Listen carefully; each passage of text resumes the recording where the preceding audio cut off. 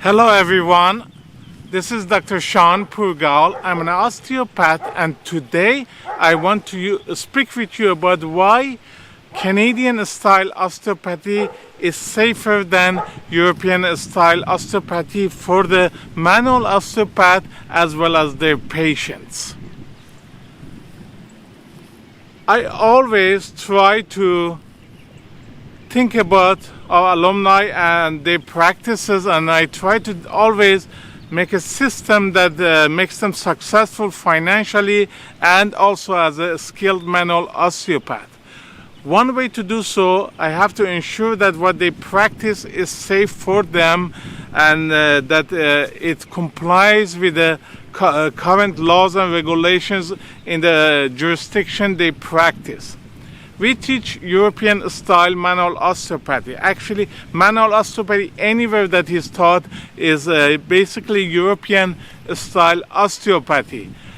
The Canadian style osteopathy that I designed is a modification of the European style osteopathy, and I will explain to you why I modified the European style osteopathy to fit how the profession is practiced in Canada, US, and other countries.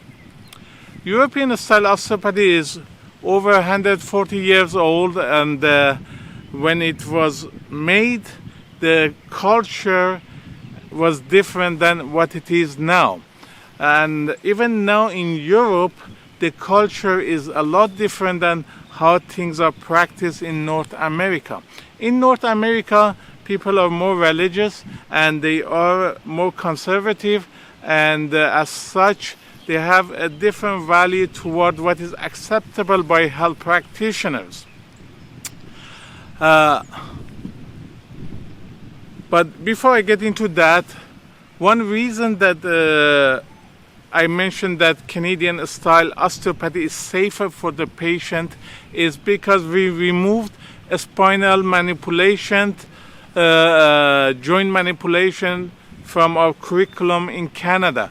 First of all, it's because it is not allowed, but even because it is not allowed under the law, and it is actually a criminal act in Canada to provide a spinal manipulation. If you're not a medical doctor, physiotherapist, naturopath, or chiropractor, still there are some European style manual osteopaths, they still perform manipulation in Canada, which I don't recommend they do. It's not a good thing to do, to go against the law.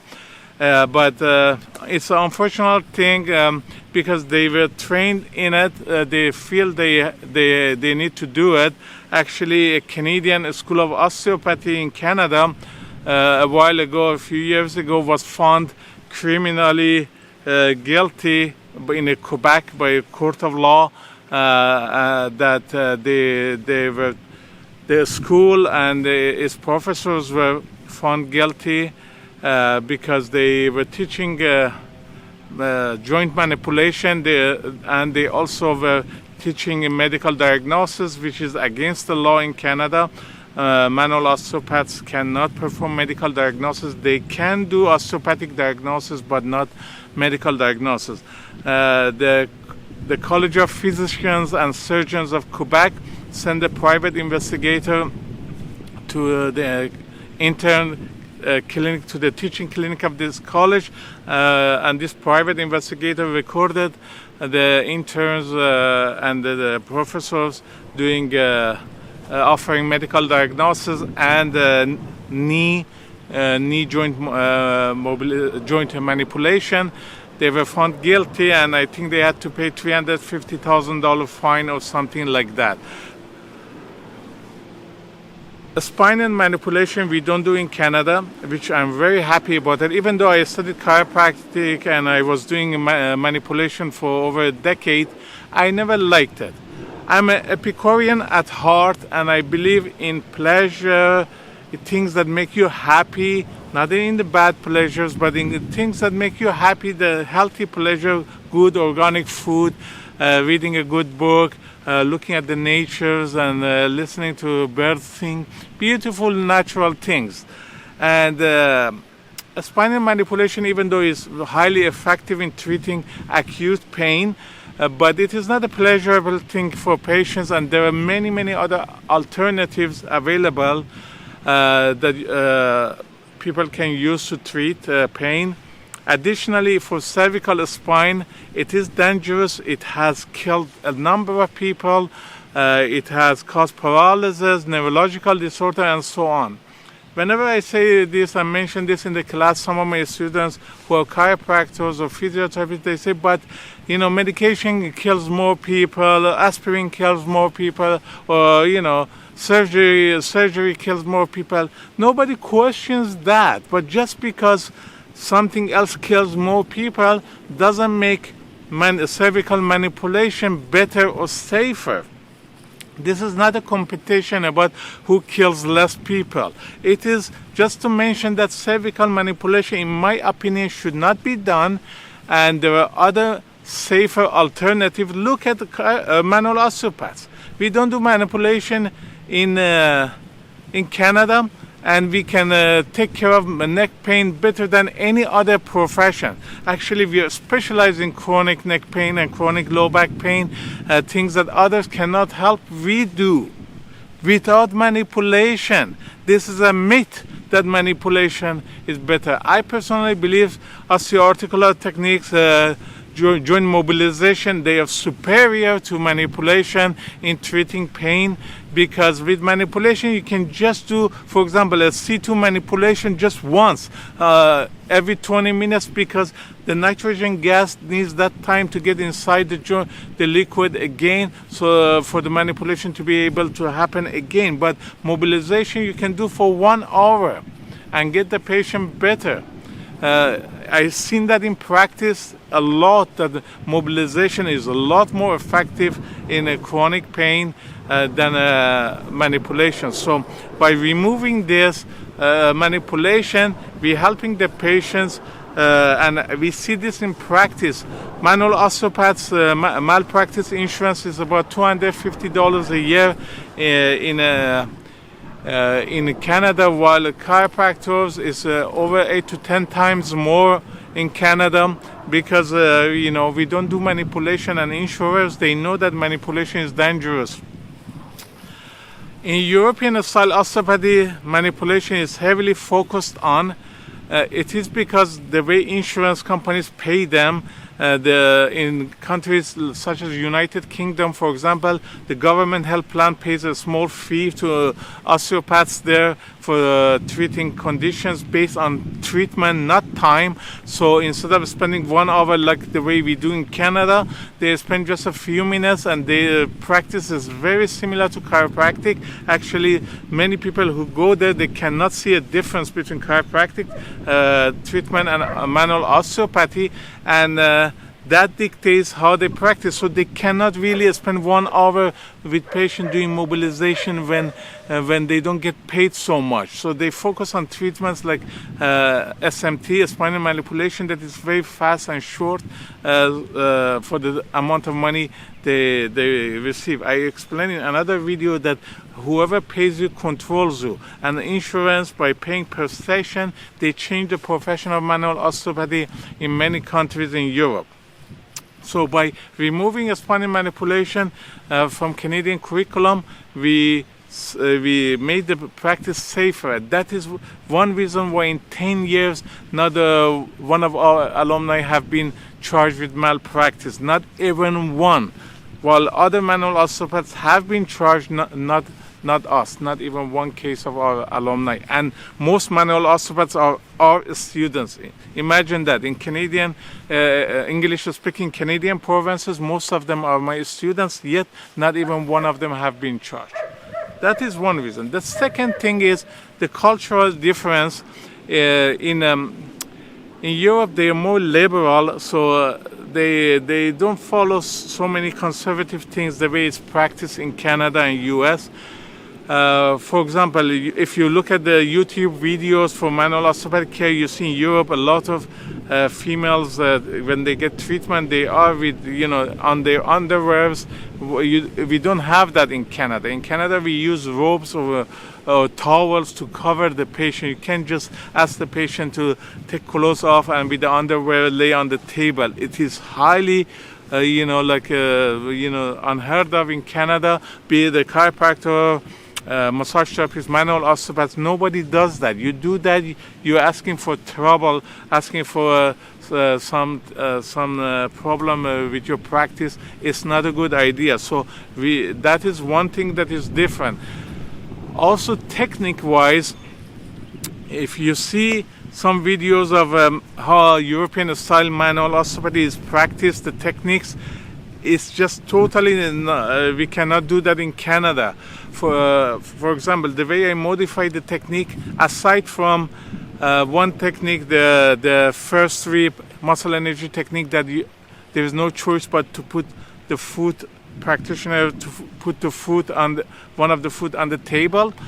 Aside from that, I banned all body parts of manual osteopaths to be on the treating table. It's a big no-no for my students. You never see one of my students put one body part on the table. Actually, in a final exam, a practical final exam, if they do that, they fail and they have to repeat the exam at a future date. You cannot put your knee on the table. You cannot sit on the table next to the patient, because it can create an uncomfortable feeling for the patient. I don't want our clients to feel uncomfortable.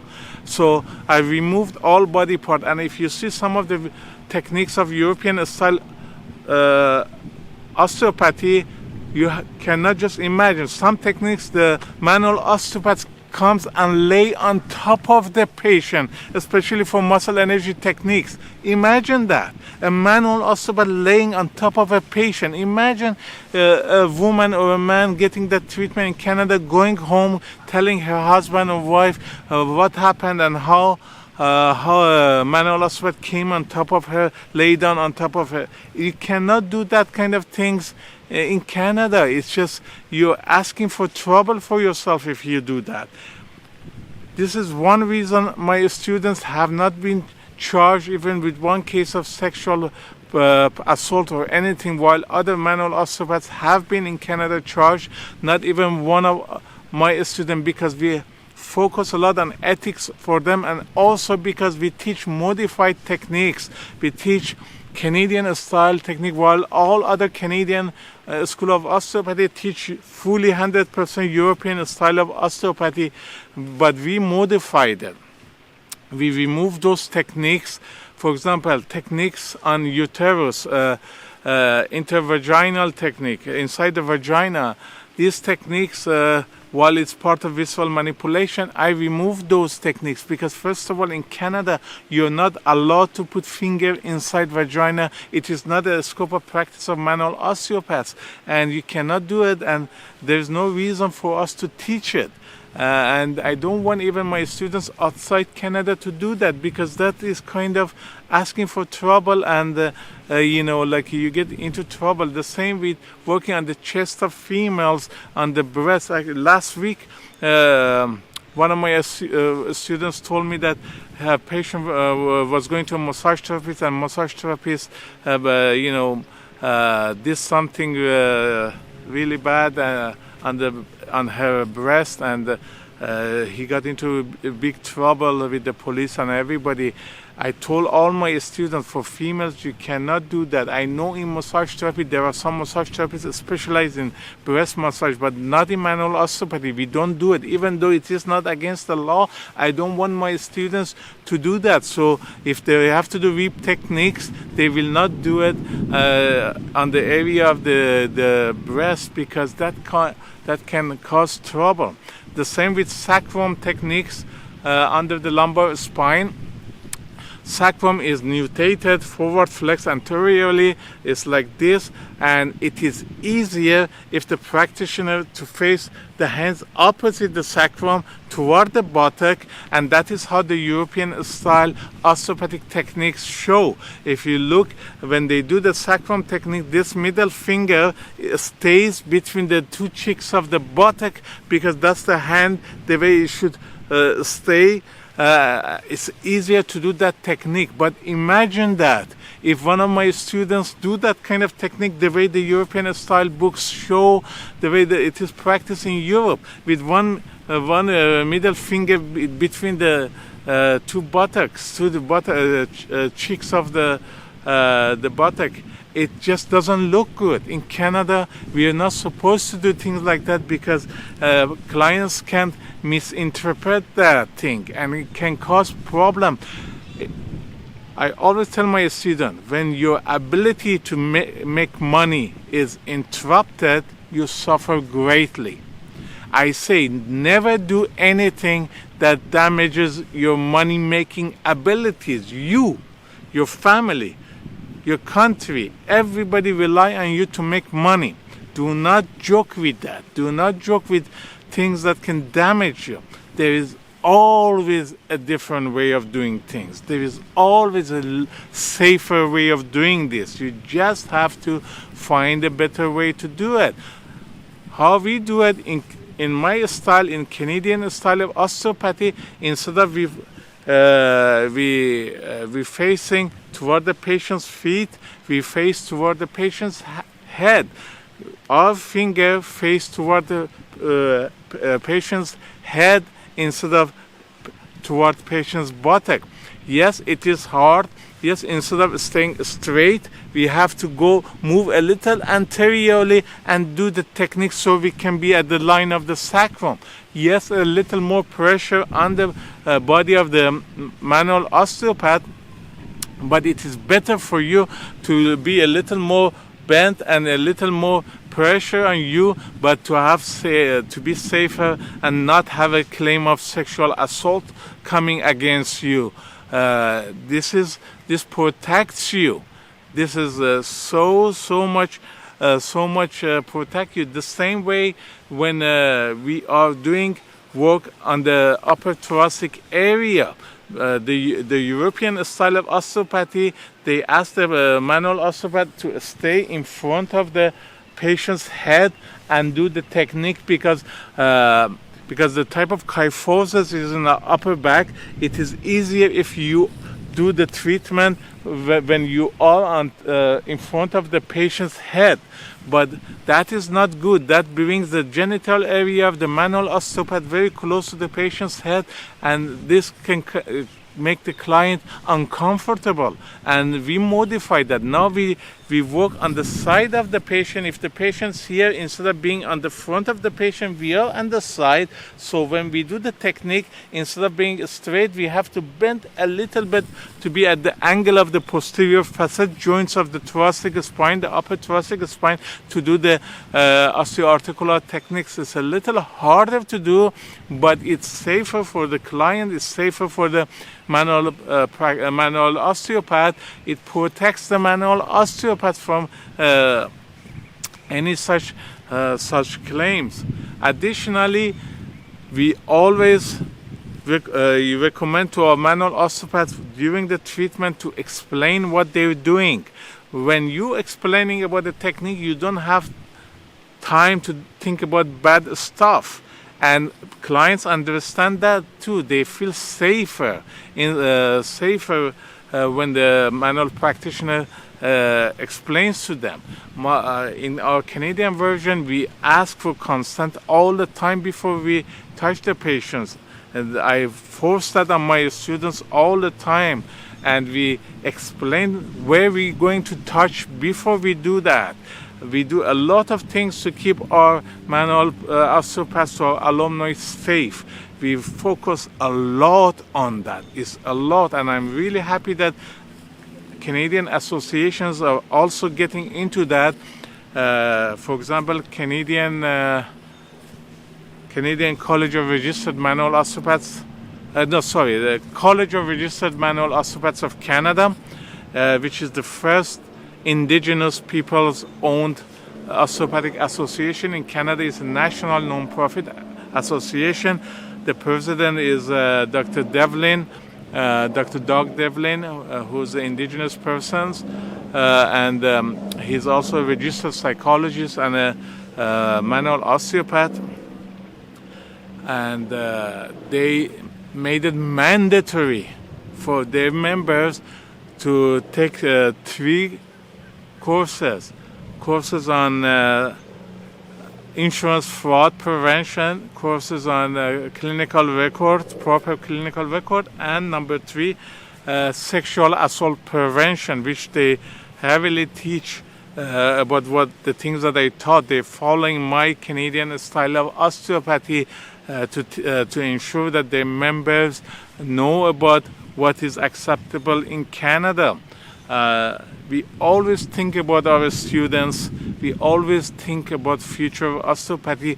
You cannot do do the techniques how it was done 100 years ago. At that time, there was no Me Too movement, no understanding of sexual abuse and what is going on. Now we give the power fully to the client, to the patients. They have to be aware of all the decision makings. They have to give approval. They every treatment they have to give 2 type of consent to touch as well as informed consent for treatment. All these things we teach our students.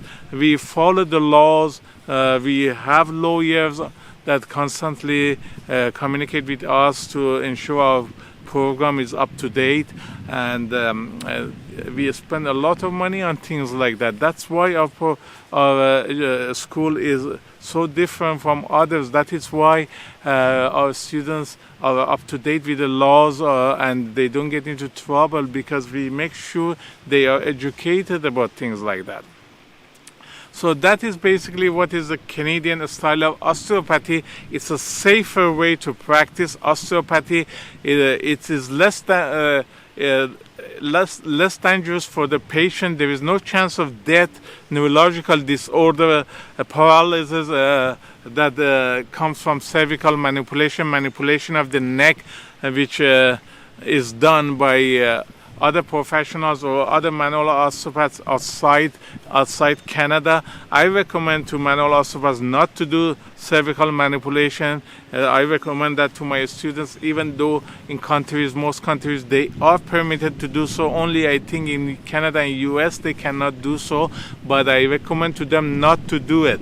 There are other techniques that is better, it's more effective, and I recommend them to spend 1 hour with patients. Yes, there is less money to be made, but in the long term, it's better for the patient. It is better for manual osteopathy. And also, please modify your techniques even in countries that don't have the strict laws the way they have in Canada and US, but it is still better to respect the patient, to care about her or his well-being, to ensure that there is no miscommunication going on with them. And that means any time you're touching dangerous area, the pelvic area, the chest area, you explain what you're doing, and some techniques modify it. There is no reason for you or any of your body parts to be on the table. That's a big no-no. Don't sit on the table. Don't put your knee on the table. You can always do a different way. Do not put your finger between the buttock. It's no reason for you to do so.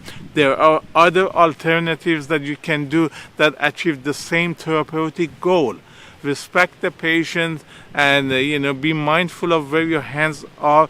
Communicate with patients all the time, and no matter where you are, you see you're practicing Canadian style osteopathy that was designed and modified based on European style osteopathy. Canadian style is safer, better for you, and everybody will benefit. I wish all manual osteopaths everywhere in the world follow the Canadian style. It is just a safer way to do things. That's about it. It's a beautiful day. It's a